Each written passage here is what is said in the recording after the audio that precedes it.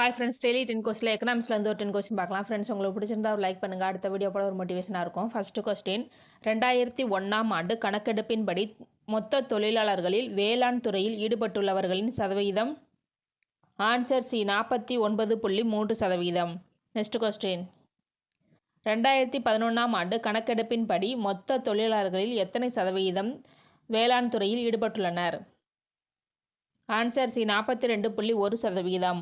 இந்த 42.1% என்பது 96 லட்சம் பேர் ஆகும். மொத்த தொழிலாளர்கள் என்பது 3,29,00,000. இதில் 96 லட்சம் பேர் விவசாய தொழிலில் ஈடுபட்டுள்ளனர். நெக்ஸ்ட் கொஸ்டின், குறு விவசாயிகள் என்பவர்கள் எத்தனை ஹெக்டேருக்கும் குறைவான நிலமுடையவர்கள்?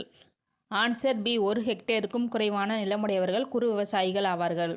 நெக்ஸ்ட் கொஸ்டின், தமிழகத்தின் மொத்த பரப்பளவில் எத்தனை சதவிகிதம் இடங்கள் பயன்படுத்த முடியாதவை? Answer D, 4%. நெக்ஸ்ட் கொஸ்டின், தமிழகத்தின் மொத்த பரப்பளவில் எத்தனை சதவீதம் நிலங்கள் தரிசு நிலங்கள்? Answer B, 13%. நெக்ஸ்ட் கொஸ்டின், தமிழகத்தில் பயிர் செய்யப்படும் மொத்த பரப்பளவில் எத்தனை சதவீதம் நிலம் பாசன வசதி பெறுகிறது? Answer C, 57%. மற்ற நிலங்கள் அனைத்தும் மழைப்பொழிவை மட்டுமே நம்பியிருக்கிறது.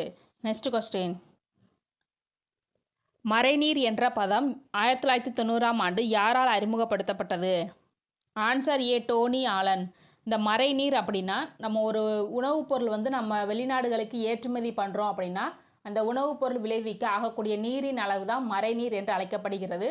உதாரணமாக ஒரு கோதுமை ஒரு டன் நம்ம வெளிநாட்டுக்கு ஏற்றுமதி பண்ணுறோம் அப்படின்னா, அந்த 1 டன் கோதுமை விளைவிக்க ஆகக்கூடிய நீரினோட அளவு தான் மழைநீர் என்று அழைக்கப்படுகிறது. நெக்ஸ்ட் கொஸ்டின், மழைநீர் ஏற்றுமதியாளராக உலக அளவில் இந்தியா எத்தனையாவது இடத்தில் உள்ளது?